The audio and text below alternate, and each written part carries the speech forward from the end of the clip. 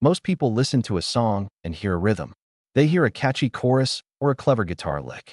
But when you listen to Chris Rea, you are listening to a man who is constantly trying to make sense of the world through a windshield. For Chris, the road wasn't just a way to get from a stadium in London to a hotel in Paris. The road was a metaphor for life, a concrete ribbon that connected our past to an uncertain future. As we continue our journey through his Untold Legacy in late 2025, we must look past the music and the art to the core of the man, the words. Chris Rea was the industrial poet of the North, a philosopher who used the language of the motorway, the rain, and the steel mills to describe the human condition.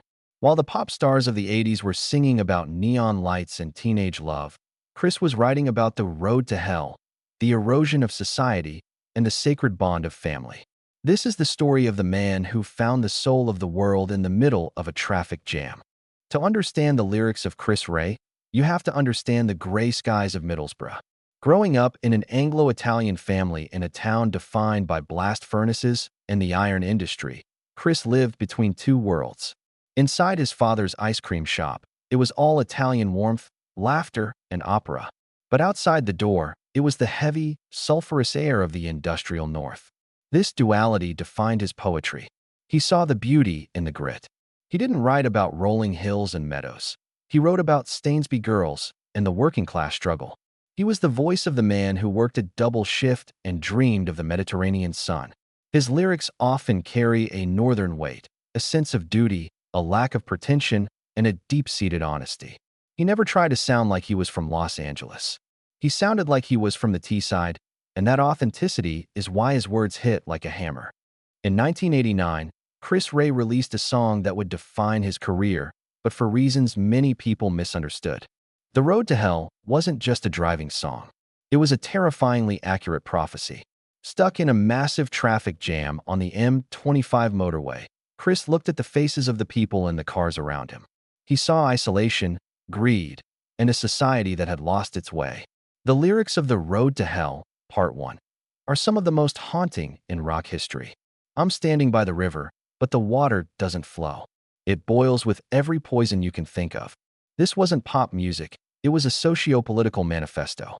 He was warning us about the cost of progress, the destruction of the environment, and the spiritual decay of the modern world. He saw the motorway as a river of steel leading us toward a technological purgatory. In 2025, as we look at our hyper-connected yet deeply lonely world, his words from 35 years ago feel more relevant than ever. He was the philosopher who warned us that we were trading our souls for speed. While he could be a harsh critic of society, Chris Rea was also one of the most tender songwriters of his generation. In a rock world obsessed with sex, drugs, and rock and roll, Chris was the domestic rebel. He fought the record companies to stay at home with his family. He wasn't interested in the VIP parties. He wanted to be there for his daughter's bedtime stories. This devotion gave us some of the most beautiful love songs ever written, not for lovers, but for his children. Julia and Josephine are masterpieces of paternal love. He captured the terrifying vulnerability of being a parent, the desire to protect your children from the cold winds of the world. In these songs, his poetry shifts from the industrial to the intimate. He uses simple, powerful imagery, a small hand in a big hand, a light in a window.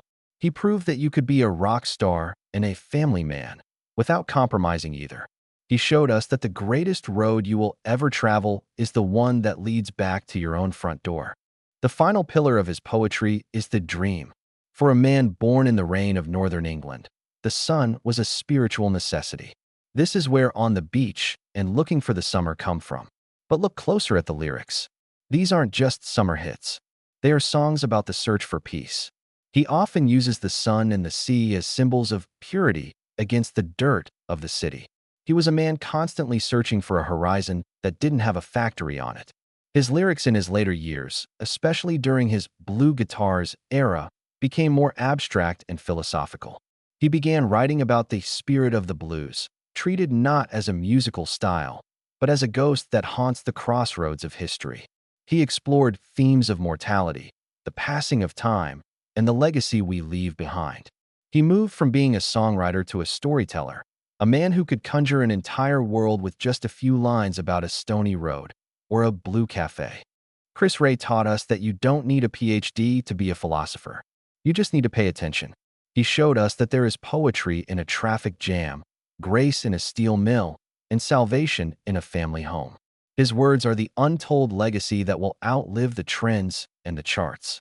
As we conclude this chapter, we realize that Chris Rea's greatest gift wasn't his guitar or his voice. It was his perspective. He looked at the world through a rain-streaked window and saw the truth. He reminds us to look up from our screens, to feel the wind, to cherish the ones we love, and to remember that we are all just travelers on a very long, very beautiful, and sometimes very difficult road.